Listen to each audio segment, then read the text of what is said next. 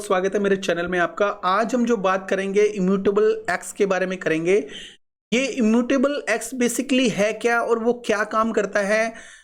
दोस्तों, immutable x के ऊपर बहुत सारे जो एनएफटी प्रोजेक्ट बिल्डअप होते हैं और वो जो इथेरियम के ऊपर जो एनएफटी बिल्ड नहीं हो सकते वो इम्यूटेबल एक्स उनको सपोर्ट करता है। कहने का मतलब यह है कि इथेरियम के ऊपर ट्रांजैक्शन करना बहुत ही ज़्यादा मुश्किल होता है। जो भी प्रोजेक्ट इथेरियम के ऊपर आता है तो वो कहीं ना कहीं इथेरियम के ऊपर बहुत महंगा पड़ता है और इसी वजह से इथेरियम के ऊपर एनएफटी की मिंटिंग होती है या एनएफटी की ट्रेडिंग होती है। वो ब्लॉकचेन अगर नॉर्मल वे में भी काम कर रही हो आजकल में तो भी एक्सपेंसिव है, और अगर वो कंजेस्टेड हो जाती है फ्यूचर में, जब भी ब्लॉकचेन में बहुत ज़्यादा वॉल्यूम आता है, बहुत ज़्यादा प्रोजेक्ट बिल्डअप होते हैं, जब बुल रन आता है तो ब्लॉकचेन कंजेस्टेड हो जाती है। ये आप लोगों को पता है। जो 2 रुपए जहां पे लगने होते हैं वहां पे सीधा 20 रुपए लगना शुरू हो जाते हैं। तो ये एनएफटी जो बिल्डअप करते हैं डेवलपर्स और जो एनएफटी के यूजर्स होते हैं जो ट्रेडिंग करते हैं उनके लिए भी बहुत खतरनाक होता है। तो इसलिए वो लोग जो इथेरियम के ऊपर एनएफटी को मिंट नहीं कर सकते, एनएफटी से रिलेटेड गेमिंग और प्लेटफॉर्म ये सब चीज़ें नहीं बना सकते, वो लोग इसको इम्यूटेबल एक्स के ऊपर बनाते हैं। और बेसिकली इसकी ज़रूरत क्यों पड़ती है ये मैंने आपको बता दिया। बिकॉज इथेरियम स्केल नहीं है और एनएफटी जो प्लेटफॉर्म है वो इसके ऊपर अगर बनेंगे तो प्रोजेक्ट का घाटा होना तय है। तो इसलिए प्रोजेक्ट के डेवलपर को और प्रोजेक्ट को यूज करने वाले लोगों को ये एम्पावर करता है, उनको फैसिलिटीज देता है, उनको उनकी ट्रांजैक्शन को बहुत सस्ता बनाता है। तो स्केलेबिलिटी प्रोवाइड करता है इथेरियम को।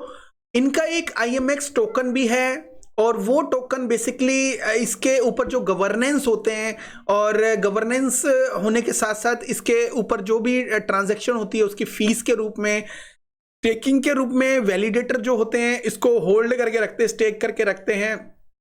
बिकॉज उनको कुछ फीस चाहिए, रिवार्ड चाहिए, उसके लिए ये IMX टोकन को यूज करते हैं। इसके अलावा ये एक SDK भी प्रोवाइड करते हैं डेवलपर्स को और APIs भी प्रोवाइड करते हैं जिसकी वजह से वो कनेक्ट कर सकते हैं अपने वॉलेट को। इसके ऊपर काफ़ी चीज़ें ट्रांजैक्शन हो सकती है इसके हेल्प से। API को कनेक्ट करके डेवलपर अपना काम इजीली कर लेते हैं।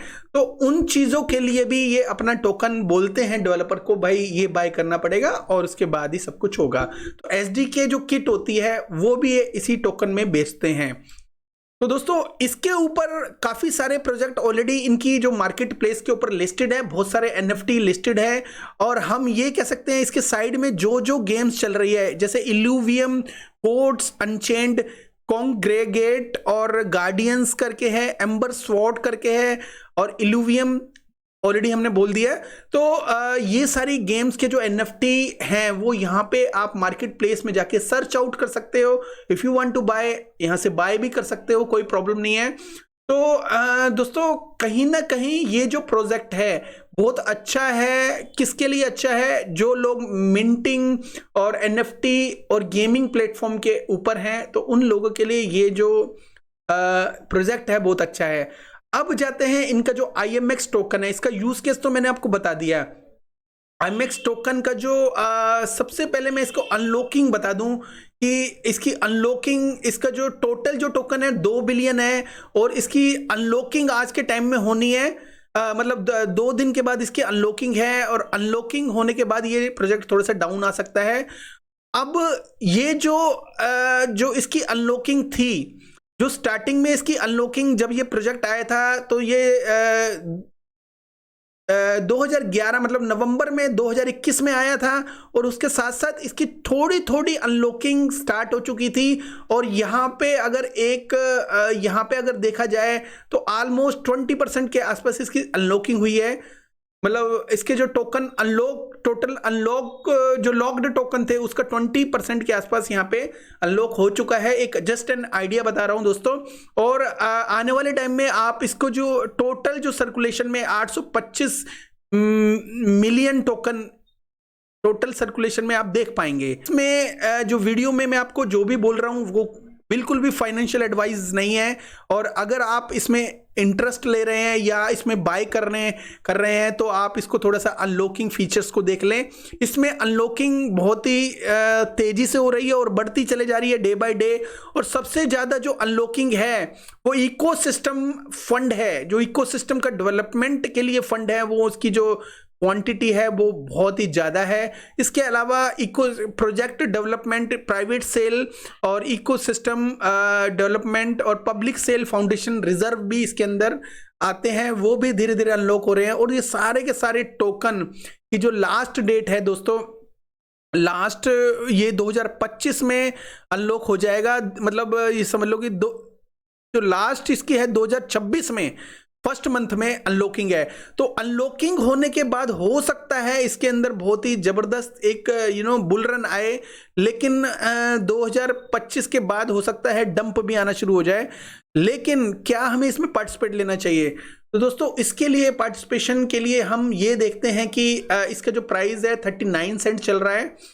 तो इसका जो रिसेंटली में जो कल परसों इसका अनलॉकिंग होने वाली है, उसकी वजह से इसका जो प्राइस है वो 30% भी, 20-25-30% जो भी है डाउन जा सकता है इजीली।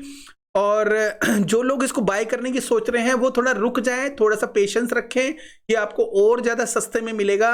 और अगर इसका जो टोटल जो मैक्सिमम सप्लाई है वो 2 बिलियन है और ये 2026 में पूरी की पूरी सर्कुलेशन में आ जाएगी, तो वहां पे क्या प्राइस हो सकता है जब ये पूरी की पूरी सर्कुलेशन में आए? शॉर्ट टर्म में तो ये शॉर्ट टर्म में कुछ भी एक्स दे सकता है, बिकॉज अभी इसकी जो मार्केट में जो सप्लाई है वो कम है, मतलब जो सर्कुलेशन में है वो कम है, 731 मिलियन। तो दोस्तों अगर देखा जाए तो शॉर्ट टर्म में ये कुछ भी जा सकता है, कोई प्रॉब्लम नहीं है। शॉर्ट टर्म में ये $2-4 भी, $5 भी गेन कर सकता है, बीच में कोई बुल रन आ गया तो। लेकिन अगर 2025 में जो रियल बुल रन है वो अगर आता है, मतलब ऑफ कोर्स आपको पता है कि हर 4 साल बाद कुछ ना कुछ बुल रन आता है। बिटकॉइन की हाल्विंग 2024 में है, तो उसके बाद बुल रन की उम्मीद रखते हैं हम लोग। तो बुल रन जब भी आएगा और 2025 के आसपास इसमें सर्कुलेशन बहुत ज़्यादा हो जाएगा, तो उसका जो ऑल टाइम हाई है, जो मार्केट कैप है वो भी हम देख लेते हैं।